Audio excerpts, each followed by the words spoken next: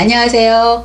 그림책 여행가 김현주입니다. 오늘은 제가 5월 중순부터 6월 중순까지 구입을 해서 읽은 그림책을 소개해 드리려고 합니다. 그래서 그림책 여행가의 6월의 그림책 여행이라고 하는 제목으로 제가 구입을 해서 읽은 그림책을 간단하게 소개해 드리도록 하겠습니다.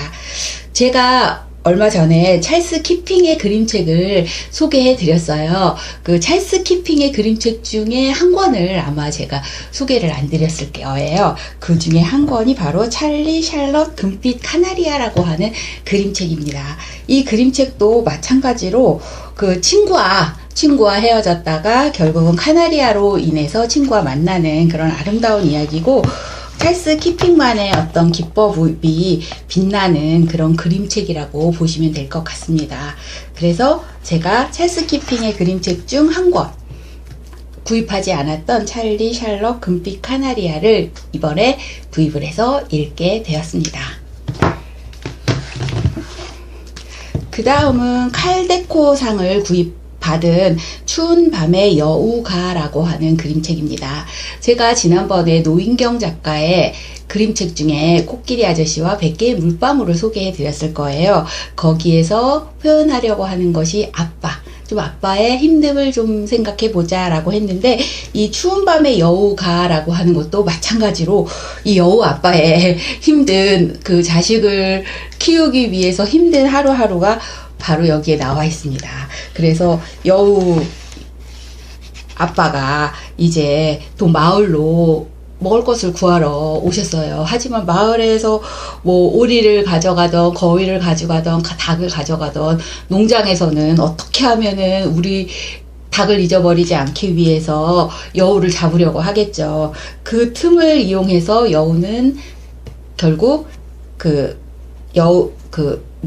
오리든 거위든 잡아서 아이들을 먹여야겠죠. 그래서 그런 가정을 이렇게 옛날 노래로 나온 것을 이렇게 그림책으로 만든 것입니다. 그래서 아빠가 여기저기 쫓기면서 결국은 새끼들에게 맛있는 음식을 가져다 주고, 아빠한테 아이들이 물어봐요. 여기서 보시면 아빠, 마을은 어땠나요? 라고 물어봤어요. 마을은 아빠에게 어땠을까요? 공포의 대상이기도 하고, 그 다음에 굉장히 어쩔 수 없이 가야 할 곳이라고 할 수 있겠죠. 그런데 아빠는 그렇게 얘기하세요. 참 아름다웠지. 그럼 이렇게 얘기하세요. 아빠 직장 생활 힘들어? 라고 물어보면 아빠가 아니야 라고 이야기하는 그 모습과 너무 닮은 것 같아요. 그래서 결국 아빠가 가져온 닭과 거위 이런 걸로 음식을 만들어서 가족끼리 단란하게 이렇게 식탁에 앉아서 먹는 그런 모습입니다. 닭과 오리를 잡아간다고 해서 여우도 어쩔 수 없이 그렇게 할 수밖에 없는 상황이잖아요. 그러니까 여우를 뭐라고 나무랄 수도 없다라는 생각이 드는 그런 그림책이었습니다. 그래서 칼데코상을 받은 추운 밤의 여우가라고 하는 그림책이었습니다. 그 다음 똑같이 칼데코상을 받은 그림책인데요. 머나먼 여행이라고 하는 그림책입니다. 이 머나먼 여행은 아이가 친구가 없이 왕따를 당해요. 그런 왕따를 당하면서 친구가 없는 상황에서 혼자 놀다가 자기가 벽에다가 이렇게 문을 만듭니다. 문을 그려서 만들어서 그 문으로 벽에 문을 만들었는데 문이 열리네요. 그래서 열고 새로운 세상을 여행하는 그런 이야기라고 보시면 될 것 같아요. 그래서 이 머나먼 여행이라고 하는 그림책은 그림도 너무나 아름답고, 이 아이의 어떤 상상의 나라를 함께 여행하는 그런 기분을 느끼실 수 있을 것 같습니다.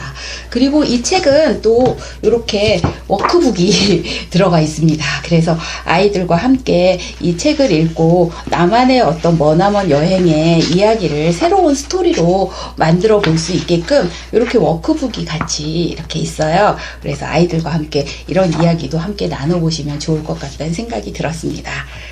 머나먼 여행이었습니다.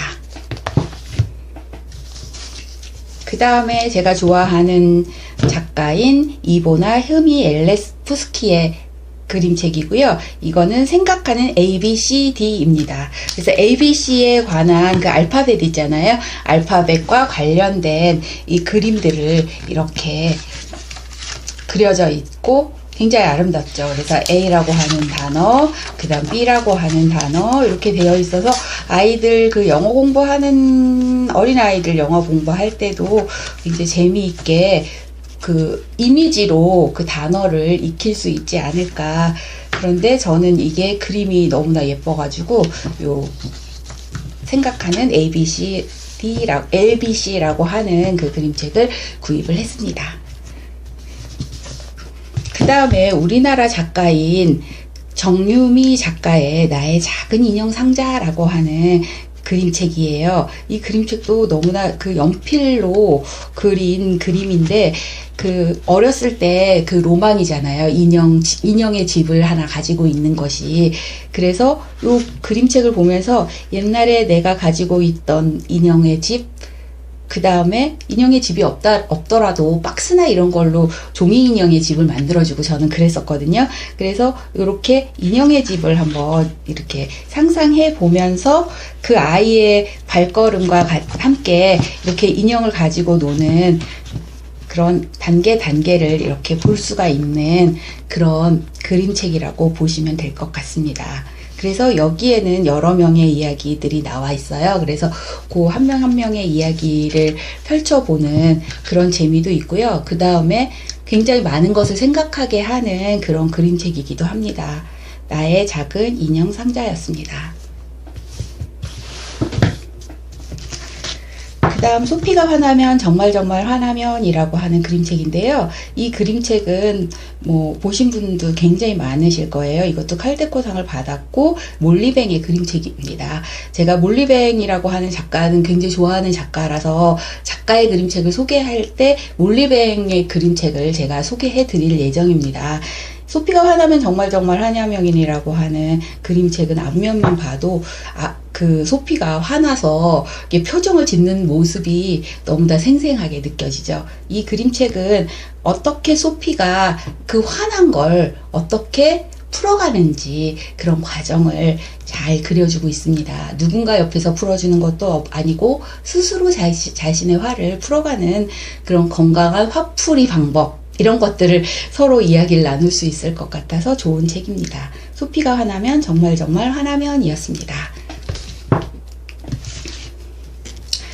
이 그림책은 크리스틴 슈나이더의 나랑 놀아줘라고 하는 그림책입니다. 아이들 항상 나랑 놀아줘 심심해 그러죠. 그래서 그 자기와 함께 놀아달라는 그런 표현들을 계속 혼자 놀면서 계속 하고 있어요. 그런데 결국은 나중에 혼자 노는데 너무나 재미있게 놀고 있습니다. 저희 아이도 어렸을 때 그 칠판을 벽에다가 크게 그 제작을 해가지고 달아줬어요. 너무 선생님 놀이를 너무 좋아해가지고 매번 인형들을 앞에다 쫙 진열을 해놓고 자기가 선생님이 돼서 칠판에다 글을 쓰고 아이들에게, 그 인형 아이들에게 글씨를 가르치고 이런 것들을 했었거든요. 그래서 그렇게 재미있게 놀다 보니까 혼자 노는 것도 그렇게 재미없는 거는 아니구나 라는 거를 깨달아가는 그런 과정을 그림책으로 만든 그런 그림책입니다. 그 다음에 이것도 많이 아실 거예요. 땅꼬마 버드렁니가 뭐 어때? 땅꼬마 버드렁니인데 할머니의 아주 옆에서 전폭적인 지지를 받으면서 당당한 아이로 자라는데 이 아이가 전학을 가요. 환경이 바뀌면 또 아이들이 좀 달라지잖아요. 좀 위축될 수도 있고 그렇잖아요. 그래서 괜히 그 전학 온 아이가 있으면 텃세를 부리는 경우도 있고 그랬잖아요. 저도 우리 어렸을 때는 전학 오는 아이들이 굉장히 많고 전학 가는 아이도 많고 그랬었거든요. 그때 전학 오는 아이 있으면 괜히 옆에 가가지고 너는 그 학교에서 얼마큼 공부 잘했어 뭐 이런 것도 물어보면서 우리 학교는 말이야 뭐 이러면서 괜히 우리 학교는 정말 좋은 학교야 막 이러면서 그 텃세를 부리려고 그렇게 하기도 했었거든요. 그래서 결국 이 아이도 그 집이 팔려서 이사를 가게 됩니다. 이사 간 곳에서 아이들이 이렇게 놀려요. 예. 뻐드렁니다, 키가 작다, 땅꼬마다, 뭐 이러면서 놀리는데, 하나도 거기에 기가 죽지 않고 더 당당한 거예요. 그래서 되려 놀린 아이가 머쓱해지는 그런 이야기입니다. 그래서 뭔가 친구들 사이에서 위축이 된 친구들이 있다면 이 이야기를 읽고 옆에서 지지해주는 어른들이 있다면 그런 어려움은 금방 극복하지 않을까라는 생각이 들어서, 만약에 주변에서 그런 어려움을 겪고 있는 친구가 있다면 이런 책을 읽으면 좋을 것 같아요. 근데 사람 사회가, 저는 어린아이들이 다니는 학교가 성인들이 사는 사회나 다를 바 없다고 생각을 하거든요. 그래서 꼭 전학을 간 아이만 이런 일을 당하는 건 아니에요. 어른도 뭐 회사를 다른 곳으로 옮긴다든지, 아니면 굉장히 탄탄하게 운영이 되고 있는 그런 조직에 내가 들어간다던가 하는 일이 비일비재하잖아요. 그럴 때 뭔가 위축이 될 수도 있고, 또 이 사람들이 나를 좀 따돌리네, 이런, 그 사람들이 따돌리지도 않는데도 내가 그런 생각을 할 수가 있잖아요. 그런 분들이 이 그림책을 읽으면, 그래, 당당하게 물어볼 거 있으면 물어보고 그렇게 하면 돼 라고 당당함을 조금 장착할 수 있는 그런 그림책이라는 생각이 듭니다.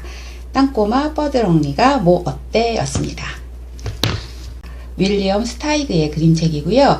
여기 나오는 형제의 어머니와 아버지께서는 연금술사십니다. 그래서 값어치 없는 금속을 은이나 금으로 바꾸는 그런 연금술사세요. 그래서 형은 항상 아버지가 하고 있는 그 일을 빨리빨리 물려받아서 자기도 훌륭한 연금술사가 되고 싶은 거예요. 그래서 어느 날 엄마 아빠가 나가신 사이에 형이 이런저런 약품을 다 섞어가지고 그것을 먹는 바람에 이렇게 작은 사람이 되었습니다. 동생은 그 형에게 매일 놀림을 받고 형에게 무시당하는 일이 비일비재했었거든요. 그런데 이렇게 장난감처럼 작아진 그 형을 이 동생은 굉장히 아껴주고, 이렇게 집도 만들어주고, 그 다음에 형이 먹을 수 있게끔 식탁 같은 것도 만들어주고, 굉장히 형을 지극정성으로 이렇게 보살펴줘요. 그래서 이렇게 형을 이렇게 잘 보살펴줍니다. 예. 그렇게 형이 그렇게 작아져가지고 동생의 보살핌을 받으면서도 형은 너무 당당해요. 근데 나중에 결국 동생의 고마움을 느끼고 엄마 아빠가 돌아오셔서 다시 약품을 만드셔서 그 약품을 마시고, 그 다음에 형은 다시 원래의 모습으로 다시 이렇게 돌아올 수가 있었습니다. 그래서 결국 행복한 그런 가정으로 바뀌는 그런 이야기입니다. 그래서 형제의 애를 조금 느낄 수 있는 그런 그림책이라고 보시면 될 것 같습니다. 지금까지 장난감 형이었습니다. 그 다음에 에리칼이라고 하는 작가의 나의 앞치마라고 하는 그림책입니다. 이 나의 앞치마는 에리칼이 어렸을 때 자신이 가지고 있었던 앞치마에 대한 추억을 그림책으로 만든 책이라고 그렇게 이야기를 하더라고요. 그래서 여기 나와 있는 내 어린 시절 이야기 하나라고 이렇게 적혀 있어요. 그래서 그 삼촌이 계셨는데, 삼촌이 굉장히 손재주가 많으셨던 분이신가 봐요. 그래서 그 삼촌을 매일 쫓아다니면서 삼촌의 일을 하고 싶어서 했는데, 그 중에 삼촌의 앞치마가 이렇게 마음에 들었나 봐요. 그래서 엘리자베스 숙모에게 말씀을 드려서 결국은 자신의 앞치마를 가지게 되었고, 그 앞치마를 입고 삼촌을 쫓아다니면서 이것저것 만드는 일을 했나 봐요. 그래서 그런 어떤 만드는 일들을 하면서 자기가 예술적인 그런 감각이 키워지지 않았나, 그런 이야기를 하고 계십니다. 그래서 어린 시절의 그 자신의 추억을 그림책으로 만든 나의 앞치마였습니다. 그 다음 세상에서 제일 힘센 수탉이라고 하는 그림책이고요. 이 그림책은 여러분도 굉장히 많이 아실 거예요. 이건 굉장히 얇게 이렇게 앞표지가 딱딱하지 않게 이렇게 되어 있거든요. 그래서 그 수탉이 굉장히 병아리였다가 수탉으로 되면서 굉장히 당당한 수탉으로 자라나게 되죠. 그리고 그러던 어느 날 세상에서 제일 힘센 수탉보다 더 힘이 센 수탉이 동네에 나타나게 된 거예요. 이렇게 다른 또 힘센 그 수탉이 동네에 나타나면 둘이 싸움을 해서 누가 더 강자인지 이렇게 다투게 되죠. 그런데 그 뒤 이 수탉은 동네에서 제일 술을 잘 마시는 수탉이 되었어요. 그래서 술에 취하면 자신이 젊었을 때 얼마나 힘이 세고 멋졌는지 큰 소리로 이야기하는 그런 수탉이 되었다는 힘이 센, 세상에서 가장 힘이 센 수탉의 이야기였습니다.